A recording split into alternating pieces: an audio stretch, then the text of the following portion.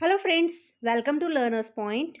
In today's video, we are going to read lesson 4 of First Flight book, and the name of the lesson is From the Diary of Anne Frank.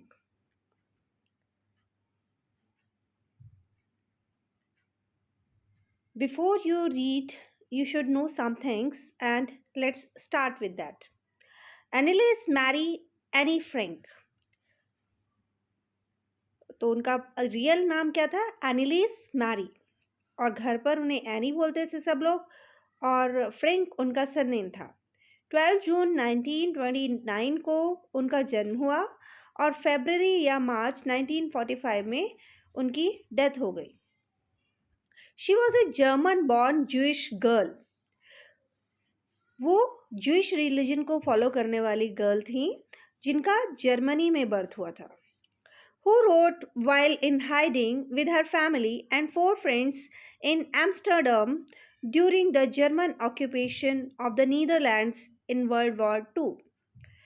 World War two के समय, जैसा कि आपको पता भी होगा कि Germany में नाजीज का रूल हुआ था। नाजी पार्टी जो थी वो हिटलर की आइडियोलॉजी को फॉलो करती थी, जो रिलीजियन में बहुत ज़्यादा बिलीव करते थे और दूसरे जूइश रिलीजन के लिए ख़ास तौर से बहुत ही ज़्यादा एग्रेसिव थे। और जब उनकी पार्टी वहाँ पर रूल में आई तो उन्होंने जूइश लोगों के साथ बहुत ज़्यादा टॉर्चर्स किए और इसीलिए ये लोग एम्स्टर्डम में चले गए हाइडिंग के लिए, वहाँ पर छुप कर रहने लगे। लेकिन वहाँ पर भी उनके जो एक्सपीरियंसेस रहे उनके बारे में एनी ने अपनी डायरी में लिखा है। ऑक्यूपेशन का मतलब यहाँ पर पोजेशन है, पोजेशन ऑफ ए प्लेस, कब्जा कर लेना किसी जगह पे। आपको एक इमेज दिखाई जा रही है। This is a photo as I would wish myself to look all the time.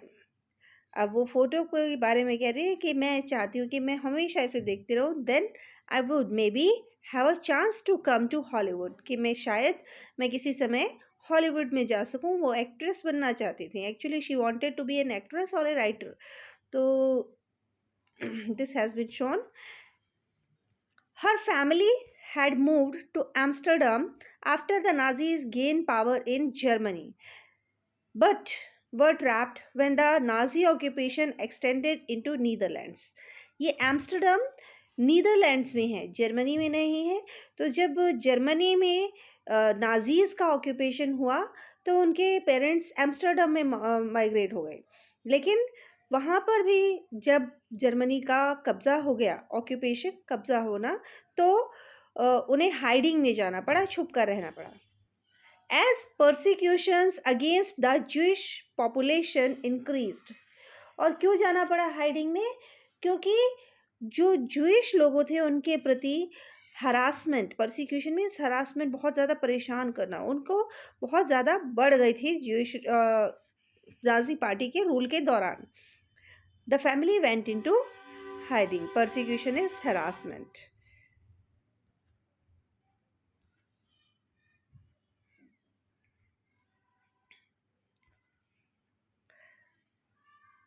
Hiding in July 1942, और 1942 की जुलाई मंथ में वो लोग हाइडिंग में गए। इन हिडन रूम्स, छुपे हुए कमरे थे।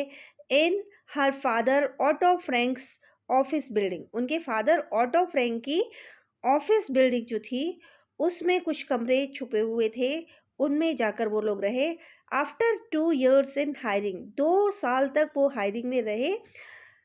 द ग्रुप वॉज बिट्रेड, लेकिन उसके बाद ये ग्रुप जो है बिट्रेड हो गया, एक्सपोज्ड हो गया, यानी कि इसके बारे में पता लग गया नाजी पार्टी को। अब ये देखिए सीक्रेट एनेक्स का आपको इमेज दिखाई है यहाँ पे। इस तरह से ये जो लाइब्रेरी है, एक्चुअली ये बुक्स वगैरह बुक शेल्फ है और ये अंदर एक सीक्रेट पैसेज जा रहा है। तो ये जब उन्हें एक डोर खोलना होता था तो वो they used to shut this using this book shelf को इधर कर देते थे। और then the people thought that कि यहाँ पे कुछ है ही नहीं, जबकि वहाँ पर एक सीक्रेट पैसेज था, एक रास्ता था।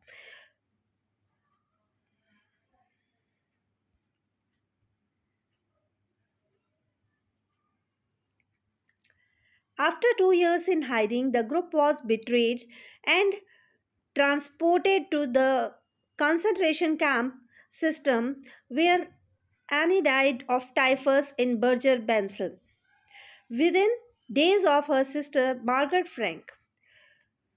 2 साल तक छुप कर रहने के बाद ये ग्रुप डिस्क्लोज हो गया, एक्सपोज हो गया, लोगों को पता लग गया। और तब जैसे ही पता लगा तो they were transported to the concentration camp में उन्हें शिफ्ट कर दिया गया, वहाँ पर ले जाकर ठूस दिया गया। कंसंट्रेशन कैंप में बहुत सारे जो ज्यूइश लोग थे उनको रखा गया था और बहुत ही इनह्यूमन कंडीशंस में, बहुत ही अनहाइजीनिक कंडीशंस में उन्हें रखा गया था। तो और वहाँ पर any died of typhus. Typhus एक डिजीज़ होता है जो कि बैक्टीरियल डिजीज़ है और जनरली ये लाइस या माइट से यानी जूं या खटमलों से फैलता है। इन और कहाँ पर उनकी डेथ हो गई? बर्जर बेल्सन में वो कंसंट्रेशन कैंप था जहाँ पर उन्हें ले जाया गया था। और with in days of her sister Margaret Franks, मतलब उनकी सिस्टर मार्गरेट फ्रैंक मर गई और उनके कुछ ही दिन के अंदर अंदर एनी भी मर गई। हर father auto the only survivor of the group. उनके पूरे ग्रुप में केवल उनके फादर ऑटो फ्रैंक ही जीवित बच पाए। He return to Amsterdam after the war ended. जैसे ही वॉर ख़त्म हुई तो वो वापस एम्स्टर्डम आए to find that her diary had been saved. और उन्होंने वहाँ आकर पाया कि एनी जो डायरी लिखती थी वो बच गई थी। एक्चुअली उसके फादर को नहीं पता था कि वो क्या लिखती थी उसमें, लेकिन ही न्यू कि इसे राइटिंग का शौक है, ये कुछ लिखती है। और जब उन्होंने उस डायरी को पढ़ा तो convinced that it was a unique record, convince में सेटिस्फाइड, बिल्कुल यकीन था उन्हें कि ये एक यूनिक रिकॉर्ड है। So she took action to have it published in English under the name the diary of a young girl. तो उन्होंने अपने एफर्ट्स किए कि ये बुक पब्लिश की जाए और उसका नाम उन्होंने रखा the diary of a young girl, क्योंकि एनी उस समय बहुत ही छोटी, बस एक लड़की ही थी और उन्होंने ये डायरी लिखी थी। नाउ कंसंट्रेशन कैंप क्या होता है? Camps created by Nazis in World War Two. World War Two में नाजीज ने जो कैंप्स बनाए थे for the persecution of Jews लोगों को नुकसान पहुंचाने के लिए, उनकी हरासमेंट के लिए, उन्हें कंसंट्रेशन कैंप्स कहा जाता था। टाइफस एक डिजीज होता है और convinced, satisfied, unique is rare. The diary was given to Annie for her 13th birthday. Diary Anne को उनके 13th बर्थडे पर दी गई थी। And chronicles means to present a record in of events in order of time. जिस तरह से घटनाएं हुई हैं, जिस सीक्वेंस में घटनाएं हुई हैं, उसी सीक्वेंस में अगर उन्हें लिखा जाए तो दैट इज कॉल्ड क्रॉनिकल्स, कि उसे क्रॉनिकल किया गया, उसे सीरियल वाइज लिखा गया है। तो ये जो डायरी है उनकी लाइफ की घटनाओं को बताती है। Events of her life from 12 जून 1942 से लेकर until it's final entry of 1 अगस्त 1944 तक, 1944 में उसकी फाइनल एंट्री तक। It was eventually means finally. Translated from its original Dutch. Originally उन्होंने उसे डच लैंग्वेज में लिखा था इनटू मैनी लैंग्वेजेस, लेकिन उसे कई सारी लैंग्वेजेस में ट्रांसलेट किया गया। And became one of the world's most widely read books. और दुनिया की सबसे ज़्यादा पढ़े जाने वाली बुक्स में से एक बुक ये बुक बन गई। There have also been several films, television and theatrical productions and even an opera. बहुत सारी फिल्म्स भी इस बेस्ड ऑन द डायरी, इस डायरी पर बेस करके, इस डायरी के आधार पर बहुत सारी फिल्म्स बनाई गई, टेलीविजन पे भी उनके रिकॉर्ड बने, एंड थिएट्रिकल प्रोडक्शंस यानी कि थिएटर में ड्रामा भी किए गए इस पर based. And even an opera होता है एक म्यूज़िकल प्ले कह सकते हैं आप, जिसमें म्यूज़िक और सॉन्ग बहुत ज़्यादा हो, तो एक ओपेरा भी इस डायरी के बेस पर बनाया गया। described as the work of a mature and insightful mind. अब हालांकि एनी बहुत ही छोटी थी उम्र में, लेकिन उन्होंने जो कुछ लिखा है वो एक मच्योर, एक परिपक्व इंसान की तरह लिखा है, और इनसाइटफुल मीन्स वाइज, एक बुद्धिमान व्यक्ति की तरह से लिखा है. The diary provides N intimate examination. Intimate का मतलब यहाँ पर है क्लोज एग्जामिनेशन, नज़दीकी से ये डायरी हमें बताती है ऑफ डेली लाइफ, कि डेली लाइफ किस तरह थी अंडर नाजी ऑक्यूपेशन, कि नाजी जब ऑक्यूपेशन था वहाँ पर नीदरलैंड्स में, तो लोगों की ज़िंदगी कैसी हो गई थी, ये डिटेल में ये डायरी हमें बताती है. Anne Frank was has become one of the most renowned and discussed of the holocaust victims. ये एनी फ्रैंक जो है हॉलोकास्ट विक्टिम्स की सबसे ज़्यादा फेमस हुई है. अब opera, musical play, mature, developed and insightful wise. Intimate means close and holocaust means disaster. तो क्लोज एग्जामिनेशन यहाँ पर मिल रहा है हमें, और बहुत ही फेमस जो लोग हुए इस हॉलोकास्ट से. हॉलोकास्ट क्या है? एक ऐसी घटना जिसमें बहुत सारे लोगों की डेथ हो गई हो, दैट इज विनाश जिसे कहते हैं. तो वो इसको विनाश के नाम से या हॉलोकास्ट या डिजास्टर के नाम से रेफर किया जाता है इस नाजी रूल के टाइम जो जूइश लोगों के साथ हुआ उस पीरियड को. This was about Anne Frank, but now we are going to read an extract from her diary. उनकी डायरी के बिगिनिंग कुछ पेजेस हमारे लेसन में हैं, तो let us read them. Writing in a diary is a really strange experience for someone like me. वो कहती हैं मेरे जैसे किसी इंसान के लिए डायरी में लिखना एक बहुत ही अजीब एक्सपीरियंस है. Not only because I have never written anything before, केवल इसलिए नहीं कि मैंने इससे पहले कभी कुछ लिखा नहीं है, बट ऑल्सो, लेकिन, बिकॉज, क्योंकि it seems to me that later on neither I nor anyone else will be interested in the musings of a 13-year-old girl. वो कहती हैं कि मुझे ऐसा लगता है कि बाद में, लेटर ऑन, बाद में, ना तो मैं, नीदर आई, ना तो मैं, नॉर एनीवन एल्स, ना ही कोई और, विल बी इंटरेस्टेड, इस बात में इंटरेस्टेड होगा, to know about the musings. Musings means होता है थिंकिंग, सोच, कि 13 साल के बच्चे की क्या सोच थी, इसको जानने में शायद आगे चल के मैं खुद भी इंटरेस्टेड नहीं होंगी, तो कोई और तो क्या इंटरेस्टेड होगा. ओ वेल, इट डजेंट मैटर. वो कहती हैं कोई बात नहीं, कोई फर्क नहीं पड़ता.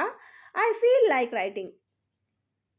I feel like means to like, कि अभी मेरा मन कर रहा है कि मैं लिखूं, तो मैं लिख रही हूँ. And I have an even greater need, कहती हैं, और इसके अलावा एक मेरी बहुत बड़ी ज़रूरत भी है, to get all kinds of things off my chest. To get off my chest का मतलब है अपने दिल का बोझ हल्का कर देना. तो वो कहती हैं कि मेरे मन में जो बहुत सारी बातें हैं जो मैं किसी से शेयर करना चाहती हूँ, उनको हटाने के लिए मुझे ज़रूरत है कि मैं कुछ लिखूँ, और इसीलिए मैं लिख रही हूँ. देखिए, स्ट्रेंज मीन्स अनयूजुअल और musings means thinking. Get things off my chest to remove the burden. Paper has more patience than people. ऐसा कहा जाता है कि कागज में लोगों से ज्यादा सब्र होता है. I thought of this saying on one of those days when I was feeling a little depressed and was sitting at my home with my chin in my hands and bored and listless, wondering whether to stay in or go out. और ये saying के बारे में any ने कब सोचा? I thought of this saying, saying कहावत, कि इस कहावत के बारे में मैंने उन दिनों में सोचा जब एक दिन I was feeling a little depressed, मैं थोड़ा सा डिप्रेस्ड महसूस कर रही थी, उदास महसूस कर रही थी. And was sitting at home, और घर पर बैठी हुई थी, with my chin and my hands. जब आप सोचते हैं तो कई बार ऐसा करते हैं कि आप अपने हाथों में थोड़ी को लेकर बैठ जाते हैं, तो वैसे ही वो बैठी हुई थी.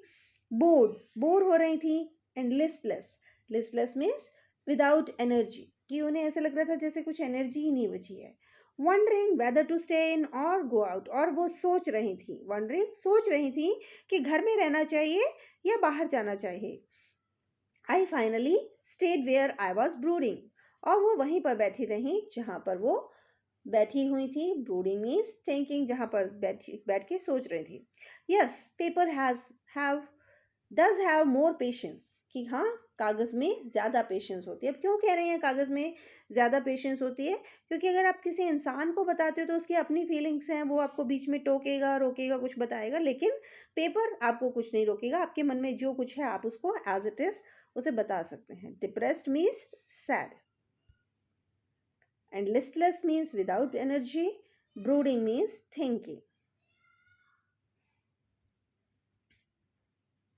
And since I'm not planning to let anyone else read this stiff-backed notebook, grandly referred to as a diary, और वो कहती हैं कि मैं इस नोटबुक को, जिसकी की स्टिफ बैक है, यानी कि कवर जिसका बहुत ही सख्त है, और जिसे ग्रैंडली, शान से, रेफर टू एज, लोग कहते हैं डायरी, जिसे शान से, बट मोटे नोट कवर वाली नोटबुक जिसे लोग शान से डायरी कहते हैं, इसको मैं किसी को पढ़ने नहीं देने वाली हूँ. आई एम नॉट प्लानिंग, मैंने कोई प्लान नहीं किया है कि मैं किसी को पढ़ने दूंगी. अनलेस, जब तक कि I should ever find a real friend, जब तक कि मुझे कोई सच्चा दोस्त नहीं मिल जाता. It probably won't make a bit of difference, लेकिन कोई फर्क नहीं पड़ने वाला, कोई पढ़े या ना पढ़े. Now I am back to the point that prompted me to keep a diary in the first place. अब मैं वापस उस पॉइंट पर आती हूँ. that prompted means induced, मतलब उकसाना किसी को, उसे बोलते हैं प्रॉम्प्ट. तो प्रॉम्प्टेड मी, वो पॉइंट पर आती हूँ जिसने मुझे उकसाया कि मैं एक डायरी लिखूँ. I don't have a friend. क्यों लिखना चाहती हूँ? क्योंकि I don't have a friend, मेरे पास कोई दोस्त नहीं है. इंड्यूस्ड होता है प्रॉम्प्टेड का मतलब. और late me put it more clearly. अब उसने कहा I don't have any friend, तो ऐसे लगता है ऐसा कैसे हो सकता है, किसी इंसान का दोस्त ही ना हो. तो आगे वो कहती हैं let me put it more clearly, कि मैं और क्लियरली बताती हूँ आपको. Since no one will believe that a 13-year-old is completely alone in the world, कि कोई ये बात पर विश्वास नहीं करेगा कि एक 13 साल की लड़की दुनिया में बिल्कुल अकेली है. एंड आई एम नॉट, और मैं वास्तव में नहीं हूँ भाई. आई हैव लविंग पेरेंट्स, मेरे बहुत प्यार करने वाले पेरेंट्स हैं. एंड अ 16-year-old सिस्टर, और एक 16 साल की बहन भी है. And there are about 30 people I can call friends, और लगभग 30 लोग ऐसे हैं जिन्हें मैं फ्रेंड भी कह सकती हूँ. आई हैव ए फैमिली, मेरे पास एक परिवार है. लविंग आंट्स, मुझे बहुत प्यार करने वाली आंट्स हैं. एंड अ गुड होम, और एक अच्छा सा घर भी है. No, on the surface, I seem to have everything except my one true friend. नहीं, सरफेशियल लेवल पे तो ऐसा लगता है जैसे मेरे पास सब कुछ है सिवाय मेरे उस एक सच्चे दोस्त के. All I think about when I'm with my friends is having a good time. जब मैं अपने फ्रेंड्स के साथ होती हूँ एक्चुअली, तो मुझे केवल एक ही बात समझ में आती है कि हम मस्ती करें. Have a good time means मस्ती करना. I can't bring myself to talk about anything but ordinary everyday things. उनके साथ बात करते समय मैं उनसे कुछ ज़्यादा बात नहीं कर पाती हूँ. केवल ऑर्डिनरी, जो डेली रूटीन वाली चीज़ें हैं, उन्हीं के बारे में बात करती हूँ. We don't seem to be able to get any closer.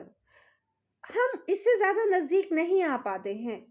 And that's the problem, और यहीं पर प्रॉब्लम है, इसीलिए मैं शेयर नहीं कर पाती हूँ. Maybe it's my fault, हो सकता है ये मेरी गलती हो. That we don't confide in each other, कि हम एक दूसरे में विश्वास नहीं रख पाते हैं. इन एनी केस, लेकिन कुछ भी हो, that's just how things are, कि लेकिन चीज़ें तो ऐसे ही हैं. एंड अनफॉर्चुनेटली, और दुर्भाग्य से, they are not liable to change, और दुर्भाग्य से वो चेंज भी नहीं होने वाली हैं. कोई संभावना नहीं है. लायबल मीन्स लाइकली, संभावना होना, कि कोई संभावना भी नहीं है कि ये बदलेंगी. This is why I have started the diary, और इसीलिए मैंने ये डायरी लिखना शुरू किया है. Confide means to have trust, और liable is likely. To enhance the image of this long awaited friend in my imagination. Enhance means to increase, बढ़ा देना, और jot down means note down. वो कहती हैं कि इस लॉन्ग अवेटेड फ्रेंड, डायरी को वो लॉन्ग अवेटेड फ्रेंड कह रही हैं क्योंकि वो उसको अपनी मन की सारी बातें बताने वाली है कि इस लॉन्ग अवेटेड फ्रेंड जो है मेरा, इसकी इमेज को इंक्रीज करने के लिए इन माई इमेजिनेशन, जो कि मैं ऐसा दोस्त जिसकी मैं बहुत दिनों से कल्पना में इंतजार कर रही थी, उसकी इमेज को बढ़ाने के लिए I don't want to jot down. Jot down means note down, लिखना। The facts in this diary the way most people would do, कि मैं उस तरीके से फैक्ट्स को नहीं लिखने वाली हूँ जैसे कि ज़्यादातर लोग करते हैं कि भाई इतने बजे उससे मिलना है, इतने बजे वहाँ जाना है, इतने बजे वो करना है। ये सब चीज़ें नहीं लिखने वाली हूँ, but I want the diary to be my friend. मैं चाहती हूँ कि ये डायरी मेरी फ्रेंड हो, and I am going to call this friend Kitty, और मैं अपनी इस फ्रेंड को किटी कहने वाली हूँ। इसका नाम मैंने किटी रखा है। Since no one would understand a word of my stories to Kitty if I were to plunge right in. Plunge means a sudden jump. अचानक से शुरू कर देना है। तो वो कहती हैं कि अगर मैंने अपनी कहानी को एज इट इज़ शुरू कर दिया, यूं ही शुरू हो गई मैं कुछ भी बोलना, तो कोई भी मेरे जो मैं स्टोरी किटी को सुना रही हूँ उसे समझ नहीं पाएगा। I would better provide a brief sketch of my life, और इसीलिए मैं सोचती हूँ बेटर, कि ये बेटर होगा, आई वुड बेटर, ये बेटर होगा कि provide a brief sketch of my life, कि मैं मेरे जीवन के बारे में कुछ चीज़ें पहले बता दूँ, शॉर्ट में बता दूँ, ब्रीफ शॉर्ट में बता दूँ। Much as I dislike doing so, हालांकि मुझे ऐसा करना पसंद नहीं है। My father, the most adorable father I have ever seen, didn't marry my mother until he was 36 and she was 25. अब वो क्या कह रहे हैं कि my the most adorable father, अपने फादर को बहुत ज़्यादा प्यार करती थी वो, और उनके फादर भी उन्हें बहुत ज़्यादा प्यार करते थे। तो उन्हें कहते कि मेरे जो सबसे प्यारे पापा हैं, आई हैव एवर सीन, जितने लोगों के पापा मैंने देखे सबसे अच्छे मेरे पापा हैं। और उन्होंने शादी कब तक नहीं की? Until he was 36 and she was 25। तब उन्होंने शादी की जब वो 36 ईयर्स के थे और उनकी मदर 25 ईयर्स की थी। My sister Margaret was born in Frankfurt in Germany in 1926। उनकी सिस्टर जिसका नाम मार्गरेट रखा गया, वो फ्रैंकफर्ट जर्मनी में पैदा हुई 1926 में। तो कब पैदा हुई उनके सिस्टर? 1926 जर्मनी में। आई वॉज बॉर्न ऑन 12 जून 1929। 3 साल बाद वो पैदा हुई 1929 जून में। I lived in Frankfurt until I was 4। 4 साल की उम्र तक वो फ्रैंकफर्ट में जर्मनी में ही रही। माई फादर एमिग्रेटेड टू हॉलैंड, और तब वहाँ पर क्योंकि नाजी रूल शुरू हो गया था तो उनके फादर एमिग्रेटेड, एमिग्रेटेड मीन्स होता है adorable is lovable, and emigrated means settled abroad, बाहर जाकर बस जाना। तो वो हॉलैंड में जाकर बस गए, उनके फादर नीदरलैंड में हॉलैंड में जाकर बस गए 1933 में। My mother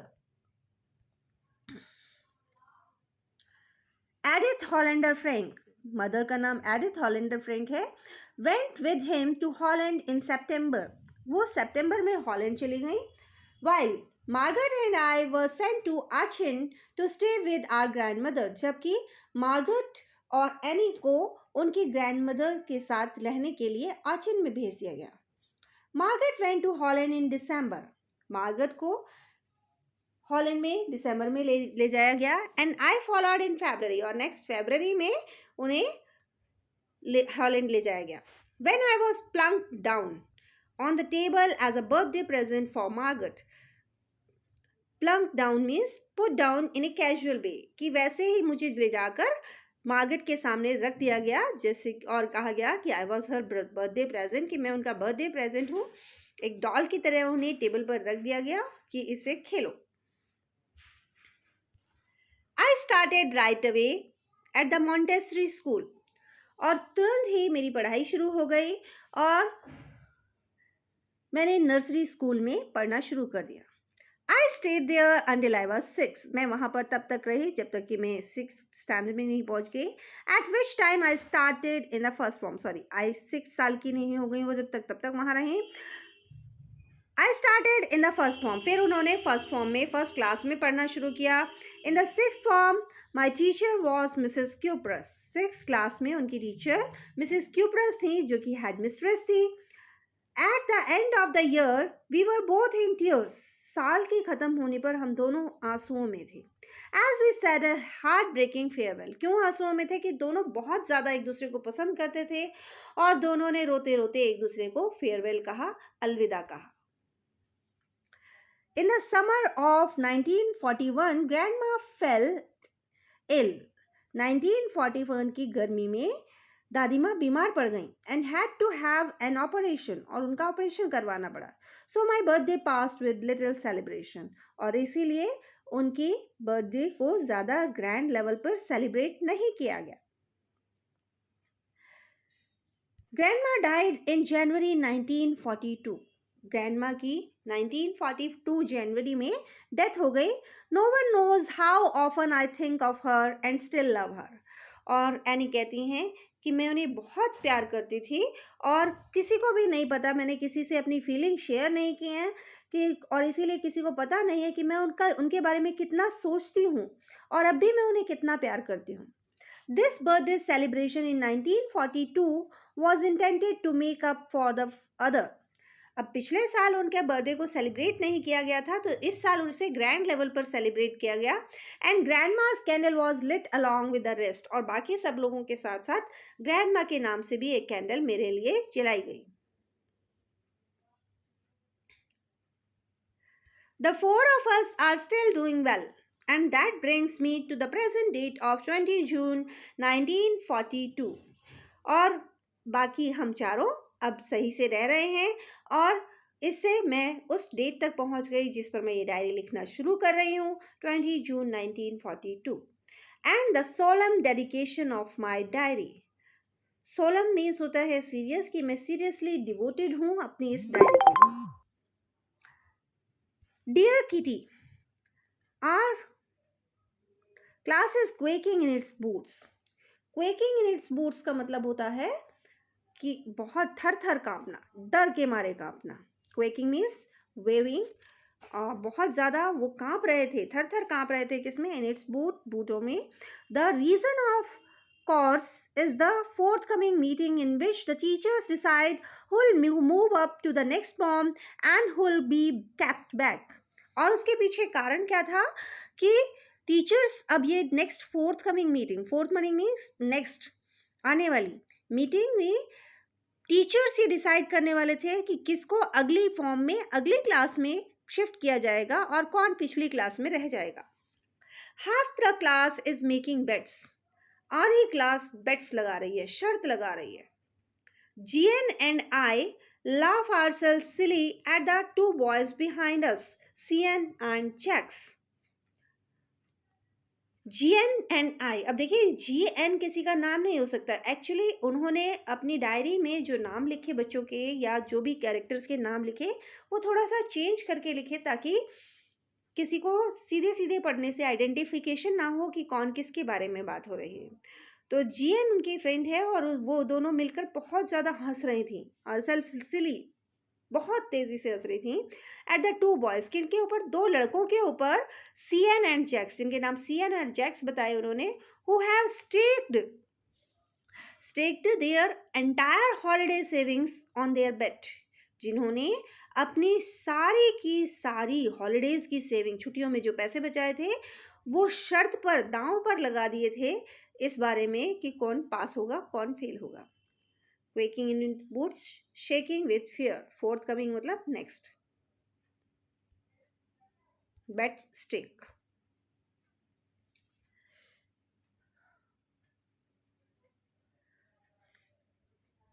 from morning to night, सुबह से लेकर रात तक, यानी कि जब से वो स्कूल आए तब से लेकर जब छुट्टी होने के समय तक. It's you are going to pass, no I am not, yes you are, no I am not. Even G's pleading glances and my angry outbursts can't calm them down. अब ये वो दोनों लड़के सुबह से रात तक यही कर रहे थे. तुम पास हो जाओगे, नहीं मैं नहीं होऊंगा, तुम पास हो जाओगे, नहीं मैं नहीं होऊंगा, ऐसे करके वो लोग आपस में कर रहे थे. और कहते हैं even these pleading glances means appealing, मतलब रिक्वेस्ट करने वाले ग्लांसेस, ग्लांसेस मीन्स लुक्स, नजर, कि जी ने उनको रिक्वेस्ट करने वाली नजरों से देखा। And my angry outburst, outburst means sudden outbreak of anger, गुस्से से फट पड़ना, कि मैंने गुस्से से उनको बोला और जी ने बड़ा शांति से, बड़ी रिक्वेस्टिंग तरीके से बोला, लेकिन दे कुडंट बी काम्ड, उनको शांत नहीं किया जा सका। If you ask me, there are so many dummies that about a quarter of the class should be kept back. और वो dummies means fools, बेवकूफ। कहते हैं अगर आप मुझसे पूछो तो क्लास में इतने सारे बेवकूफ हैं, that about a quarter of the class, की quarter of the class 25% students जो हैं should be kept back, उन्हें तो वापस ही रख लेना चाहिए उसी क्लास में। But teachers are the most unpredictable creatures on the earth. लेकिन टीचर्स जो हैं वो बहुत ही ज़्यादा अनप्रेडिक्टेबल, अनसर्टेन होते हैं, अनश्योर होते हैं, मतलब पता नहीं वो क्या कर दें। तो इस तरह के क्रीचर्स होते हैं, क्रीचर्स बता रही है वो टीचर्स को, ऑन द अर्थ, की धरती पर बड़े ही अनप्रेडिक्टेबल से होते हैं, हम कुछ सोचते हैं वो करते कुछ है। तो इस तरह की बात वो कह रही हैं कि शायद सब पास हो भी जाएं। आई am not so worried about my girlfriends, वो कहती हैं कि मैं मेरी जो गर्लफ्रेंड्स हैं उनके बारे में कोई ज़्यादा चिंतित नहीं हूँ। विल मेक इट, हम पास हो जाएंगे। The only subject I am not sure about is maths, अकेला सब्जेक्ट जिसके बारे में मुझे यकीन नहीं है वो केवल मैथ्स है। Anyway all we can do is wait, हम कर ही क्या सकते हैं, बस वेट कर सकते हैं। Until then, we keep telling each other not to lose heart. तब तक हम एक दूसरे को यही कह सकते हैं, हिम्मत मत रखो, हारो, आप पास हो जाओगे। I get along pretty well with all my teachers. वो कहती है मैं अपने सारे टीचर्स के साथ बड़े अच्छे से रहती हूँ, बहुत अच्छे टर्म्स है मेरे। There are 9 of them. 9 लोग हैं जो हम मुझे पढ़ाते हैं, 7 men and 2 women. 7 male members हैं जबकि 2 मैडम्स हैं, 2 टीचर्स, फीमेल टीचर्स हैं। Mister Keesing the old fogey, fogey means होता है old fashionable man, fogey is old fashionable man. तो मिस्टर कीसिंग जो कि एक ओल्ड फोगी हैं, हु टीचेस मैथ्स, जो कि मैथ्स पढ़ाते हैं, was annoyed with me for ages because I talked so much.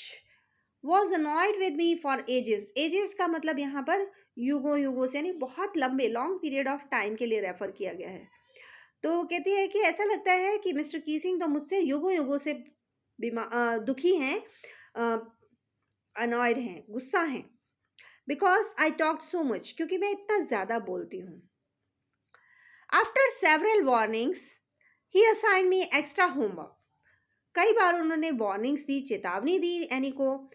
Then he assign means gave me extra homework, उन्हें एक्स्ट्रा होमवर्क दे दिया कि तुम बोलती इतना हो तो तुम एक्स्ट्रा होमवर्क करके आओ। एन ऐसे ऑन द सब्जेक्ट, एक चैटर बॉक्स, एक ऐसे लिखना था एक सब्जेक्ट पर जिसका नाम था chatter box. A chatter box, what can you right about that? Chatter box, chatter box के बारे में क्या लिख सकते हो? चैटर बॉक्स मीन्स गप मारने वाला इंसान, फालतू की बकवास करने वाला इंसान। वो सोचने लगी, अच्छा एक गप मारने, एक गप्पी इंसान के बारे में, एक बहुत ज़्यादा बोलने वाले इंसान के बारे में क्या लिख सकती हूँ? I would worry about that later, I decided, फिर उन्होंने सोचा इसके बारे में बाद में सोचेंगे। I jotted down the little title on in my notebook, मैंने ये टाइटल अपनी नोटबुक में नोट डाउन किया, जॉटेड डाउन, नोट डाउन, लिख दिया। Tucked it in my bag, उसे बैग में रखा। And try to keep quiet, और फिर शांत रहने की कोशिश की। Jotted, noted, talked, put. That evening, after I had finished the rest of my homework, the note about the essay caught my eye. उस शाम को जब मैंने अपना होमवर्क कंप्लीट किया तो उसके बाद उस ऐसे के बारे में जो नोट लिखा था वो उस पर मेरी नज़र पड़ी। I began thinking about the subject while chewing the tip of my fountain pen. अब वो फाउंटेन पेन से उस समय पे लिखा जाता था, आज तक कल की तरह बॉल पेन नहीं होते थे, तो उन्होंने फाउंटेन पेन की टिप को ऐसे ही सोचने में चूसने लगी। और फिर क्या सोच रहे हैं? Anyone could ramble on and leave big spaces between the words. कि मुझे जो लिखने को कहा गया है तो कोई भी क्या करता कि बड़े बड़े कुछ भी लिख देता और बड़े बड़े स्पेस बीच में छोड़ देता. Ramble on means write something, कुछ भी लिख देना. तो कुछ भी लिख देता और बड़े बड़े स्पेस छोड़ता. Write aimlessly, वैसे ही कुछ लिख देना. But the trick was to come up with convincing arguments to prove the necessity of talking. लेकिन वो सिर्फ टास्क पूरा नहीं करने चाहती थी, बल्कि क्या चाहती थी? ट्रिक. उनकी ट्रिक तो ये थी कि come up with convincing arguments. Convincing, satisfy करने वाली आर्ग्यूमेंट्स रखना चाहती थी, तर्क रखना चाहती थी, जिससे ये साबित हो सके कि बोलना कितना ज़्यादा ज़रूरी है. नेसेसिटी ऑफ टॉकिंग, बोलने की ज़रूरत को प्रूव किया जा सके. I thought and suddenly I had an idea. मैंने सोचा और अचानक मुझे एक आइडिया आया. I wrote the 3 pages Mr. Keesing had assigned me. Mr. Keesing ने 3 पेजेस लिखने को कहा था, उन्होंने पूरे लिखे. And was satisfied, और बिल्कुल संतुष्ट थी वो उन्हें लिखकर, क्योंकि जो वो करना चाहती थी वो उसमें उन्होंने कर दिया था. I argued, और उसमें उन्होंने क्या किया था? उन्होंने आर्ग्यू किया, उन्होंने तर्क दिया that talking is a students trait, कि बोलना तो एक स्टूडेंट का कैरेक्टरिस्टिक है, उसका गुण है. And I would do my best to keep it under control, लेकिन मैं ये कोशिश करूंगी कि इसे मैं अंडर कंट्रोल रखूं, ज़्यादा ना बढ़ने दूं. But that I would never be able to cure myself of the habit. Cure means to correct, किसी को ठीक करना, कि मैं इस हैबिट को पूरी तरह से कभी भी नहीं सुधार पाऊंगी. और क्यों नहीं सुधार पाऊंगी, उसके लिए भी उन्होंने एक बड़ा ही अच्छा लॉजिक दिया. That since my mother talked as much as I did if not more, कि मेरी माँ जो है वो उतनी ही बातें करती हैं जितना कि मैं करती हूँ. यदि मुझसे ज़्यादा नहीं करती तो मेरे बराबर तो करती हैं. And that there is not much you can do about inherited traits. Inherited traits होते हैं आनुवंशिक लक्षण, जो ऐसे लक्षण जो माता पिता से बच्चों में आते हैं उन्हें इनहेरिटेड ट्रेट्स कहते हैं. तो कहते हैं कि क्योंकि मैंने ये मेरी माँ से इनहेरिट किया है तो मैं इससे पूरी तरह तो रिकवर नहीं हो पाऊंगी, मैं पूरी तरह से तो ठीक नहीं कर पाऊंगी अपनी इस आदत को. और जब इस तरह के लॉजिक्स उन्होंने दिए तो mister Keesing had a good laugh at my arguments. Mister Keesing को उनके आर्ग्यूमेंट्स पर, उनके तर्क पर बहुत हंसी आई. But when I proceeded to talk my way through the next lesson, लेकिन जब वो अगले लेसन में भी लगातार बोलती रही, ही असाइन मी ए सेकेंड ऐसे, उन्होंने एक और ऐसे लिखने को दे दिया. This time it was suppose to be on an incorrigible chatter box. अब ये इनकरेजिबल क्या होता है? Incorrigible is something that can not be cured और करेक्टेड, ऐसी चीज़ जिसे कभी ठीक नहीं कर सकते. तो उन्होंने अब की बार ऐसे लिखने को दिया, ऐसे चैटर बॉक्स पे, ऐसे गप्पी इंसान पे जो कि ठीक ही नहीं हो सकता. आई हैंडेड इट इन, और अब की फिर से एनी ने वो ऐसे लिख दिया. And mister Keesing had nothing to complain about for 2 whole lessons. 2 lessons तक मिस्टर कीसिंग ने मुझे कोई कंप्लेन नहीं की, कोई शिकायत नहीं की, कुछ नहीं कहा मुझे. However, during the 3rd lesson he had finally had enough. तीसरे लेसन के टाइम उनके लिए बहुत ज़्यादा हो गया. Annie Frank, as punishment for talking in class, write an essay entitled Quack Quack Quack, Sad Mistress Chatterbox. और उन्होंने गुस्से में उसे कहा कि Anne Frank, as punishment for talking in the class, class में बातें करने के लिए तुम्हें एक ऐसे लिखना है एंटाइटल्ड, जिसका टाइटल होगा quack quack quack sad mistress chatterbox, कि मिस्टर चैटरबॉक्स ने क्वैक क्वैक क्वैक कहा. अब ये क्वैक क्वैक क्वैक तो कुछ नहीं होता, बतख का साउंड है बस. तो जस्ट उसका मजाक उड़ाने के लिए मिस्टर कीसिंग ने ऐसा कह दिया. और जब उन्होंने ये कहा तो सारी की सारी क्लास हंस पड़ी. The class road. अब रोड का मतलब वैसे तो दहाड़ना होता है, लेकिन यहाँ पर लाफ्ड लाउडली है, कि बहुत ज़ोर से हंस पड़ी. पूरी क्लास बहुत ज़ोर से हंस पड़ी, laughed loudly. I had to laugh too. अब सारे हंस रहे थे तो एनी कहती है मैं भी हंस पड़ी, मुझे भी हंसना पड़ा.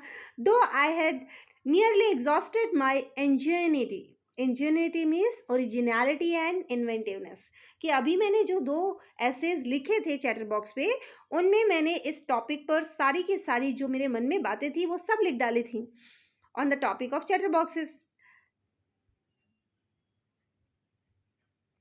It was time to come up with something else. अब कुछ और करना पड़ेगा. वो सोचने लगी समथिंग ओरिजिनल, कुछ ओरिजिनल करना पड़ेगा. My friend Saini, who's good at poetry, offered to help me write. मेरी एक फ्रेंड है सैनी और वो पोइट्री में बहुत अच्छी है, तो उसने ऑफर किया कि वो मुझे मदद करेगी. The essay from beginning to end in verse. वो ऐसे को हम पूरे शुरू से लेकर आखिर तक वर्स मीन्स पोइट्री में लिखेंगे. And I jump for Joy. और उसकी बात सुन के मैं खुशी से उछल पड़ी. Mister Keesing was trying to play a joke on me with this ridiculous subject, कि मिस्टर कीसिंग बार इस रिडिकुलस, इस लाफेबल सब्जेक्ट पर लिखने को देकर मुझे मजाक बनाना चाह रहे थे. But I make sure the joke was on him. लेकिन मैं ये श्योर करूंगी, यानी सुनिश्चित करूंगी कि जोक उन पर हो और उन्हें मेरी बात माननी पड़े. सो इस चीज से क्या पता चलता है कि एनी जो है वो इजीली कन्विंस नहीं होती थी, रादर वो सामने वाले को कन्विंस करने की कोशिश करती थी अपनी बात को लेकर. Verses poetry, ridiculous is laughable.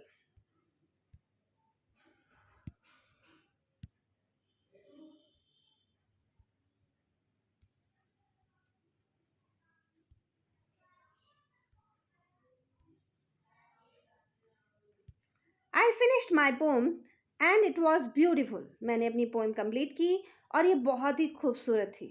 It was about a mother duck and a father swan with 3 baby ducklings who were beaten to death by the father because they quacked too much. और उन्होंने एक poem लिखी और बहुत ही beautiful poem थी. और उस poem में उन्होंने क्या डिस्क्राइब किया कि एक मदर डक है, एक फादर स्वान है और 3 बेबी डकलिंग्स हैं, और वो जो उनको उनके फादर ने खुद ही काट काट कर खा लिया क्योंकि वो बहुत ज़्यादा बोलते थे. लकीली और सौभाग्य से mister Keesing took the joke the right way. Mister Keesing ने जोक को सही तरह से लिया. अब वो अगर गलत तरह से ले लेते, गुस्सा करते तो क्या कर लेते, लेकिन मिस्टर कीसिंग ने लाइटली लिया इसको और उसे एंजॉय किया. He read the poem to the class. और उन्होंने पूरी क्लास को वो पोम पढ़कर सुनाई. एडिंग हिज ओन कमेंट्स, और अपनी कमेंट्स बीच बीच में ऐड किए उसमें. And to several other classes as well. और केवल हमारी क्लास में नहीं बल्कि और भी कई क्लासेस में रीड किया.